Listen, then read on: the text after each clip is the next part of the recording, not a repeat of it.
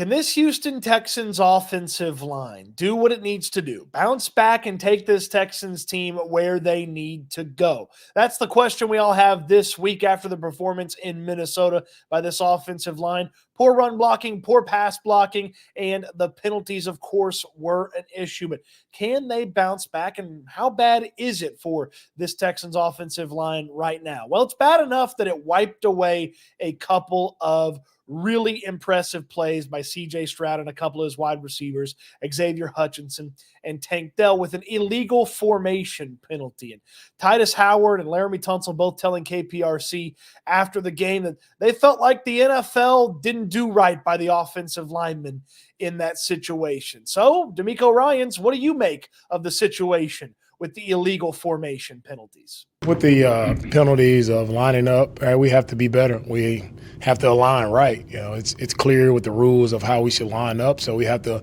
line up correctly, and that starts with us. Not a lot of slack there from the head coach for his players. And one of the players specifically getting targeted after this game and maybe getting targeted by the officials for his past performance is Laramie Tunsil, the most penalized player in the National Football League. He's the only player with double-digit penalties called on him so far this season. 10 called on him, 9 accepted. In this game, he had the illegal formations that wiped out those big plays. D'Amico Ryans, can Laramie Tunsil figure it out? What does he need to do to get this thing under control? LT, he knows where to align, and we just have to do a better job of getting it done. Some belief there from D'Amico Ryans about his star left tackle. It wasn't just the penalties, though. There were obviously the false starts, 4 penalties in a row at one point to back the Texans out of field goal range. Through the first 3 games of the season, this team is not performing up to the standard that you would have expected this offensive line to perform to. They're 27th in quarterback pressure rate, meaning C.J. Stroud is getting pressured quite a bit. They're also 27th in time to pressure, meaning that offensive line play is letting the defensive line get to C.J. Stroud quicker than a lot of other teams, and they give up the 4th most pressures, total pressures in all of football through 3 weeks. It wasn't just a Minnesota issue. The pass blocking's been an issue in all 3 games. The run blocking's been an issue for back-to-back games. There's a lot that they've got to get corrected. There's a lot that they've got to fix. Well, how do you go about fixing that? D'Amico Ryans explains. We go to the drawing board and we fix it. We got to line up right, which I know we can do. We have to line up right, and we have to protect as best we can up front. There's 5 guys just working together, or if it's 6, 6 guys in particular, we all have to work well together, and we have to play relentless. We have to swarm up front, and we have to get the guys blocked. And look, if you go to the drawing board and you can't fix this, then rip the drawing board off the wall and start over with a new drawing board. This is the offensive line that the Houston Texans wanted to put on the field 18 months ago, when this team spent last offseason trading for Shaq Mason and drafting Juice Scruggs, adding those 2 players to Laramie Tunsil, Titus Howard, and Kenyon Green. That's who they wanted to have on the field. Injuries prevented them from having that. Heck, Scruggs and Titus Howard didn't even play their actual position last season. Laramie Tunsil was in and out of the lineup with injury, and Kenyon Green didn't even play at all last season. But this was the offensive line they wanted. And in training camp, this was the offensive line. As soon as Laramie Tunsil was healthy, he was in the starting lineup. As soon as Titus Howard was healthy, he was in the starting lineup. And then the interior guys have been the interior guys the whole time. There was no clear competition.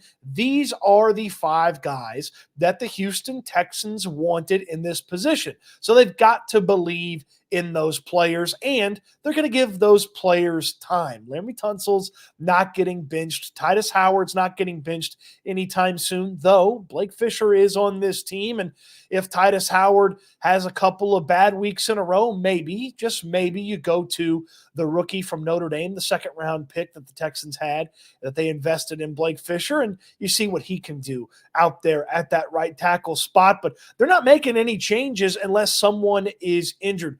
This is the offensive line, and this is the offensive line that the Texans believe in right now. A moment here for my friends at PrizePicks, the best, easiest way to play daily fantasy, and you're going to play your first 5 and get $50 in bonus when you use my code STOOTS, STOOTS, at that link in the description down below. Let me show you how easy it is with PrizePicks, and this is the last week for this fun little Caleb Williams predicted stat. And look, it's been a rough go for Caleb Williams and the Bears, but he can go more than half a passing yard, and I like Malik Neighbors on Thursday Night Football to score a touchdown. How about a fiver?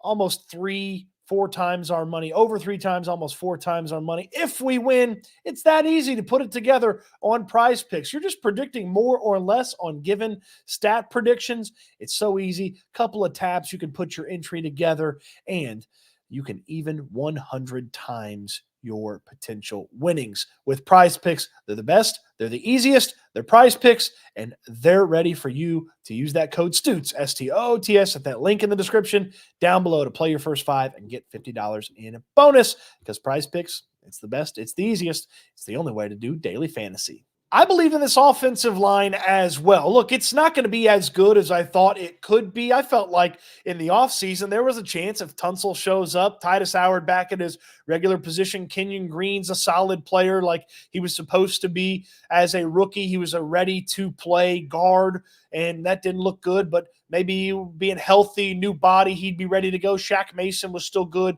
last year, and Scruggs back at the position that he was supposed to play. I thought there was a chance that could be like a top 10 offensive line. Now, maybe that ceiling is not as high after we watch this offensive line play for a few weeks, but it's certainly not as low as it looked in Minnesota. It's somewhere in between. And really, with how good CJ Stroud is at maneuvering and managing stuff in the pocket, they don't have to be the best offensive line in football. They don't have to be, say, the Philadelphia Eagles from a couple of years ago when they marched through the playoffs with 5 big, nasty dudes, and they just took care of business along that offensive line and made everything easy for everybody else on the offense. You don't have to be that to win successfully, to win and be successful in the National Football League. You just got to be good enough. And this team possesses the talent to be good enough. I believe still in this Texans offensive line that they can bounce back this week against a bad Jaguars team,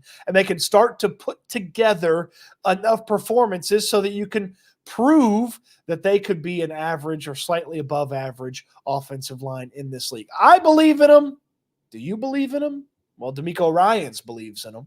No, for sure, our offensive line, they'll get it going. They'll do exactly what we need them to do. They had some really good reps in the game. Everybody likes to talk about the negative reps. We had a lot of good protection in the game where we completed a lot of deep passes in the middle of the field. We had a lot of explosive plays that were made, and we had really good protection.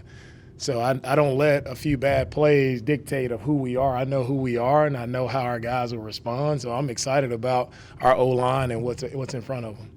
What say you? Uncorrectable issues on this offensive line, or belief in a bounce back for the 5 blockers that the Texans choose to put on the field? Let me know in the comment section down below. On your way down there, throw me a thumbs up on the video. Subscribe to the channel if you haven't already. Don't forget to visit our friends at PrizePicks. It could be you with the big winner over at PrizePicks. Use the code STOOTS, STOOTS. Play your first 5 and get $50 in bonus from PrizePicks. Just use that code in the link in the description down below, and you can get that play your first 5, get $50 offer from our friends at PrizePicks, the best and easiest way to play daily fantasy.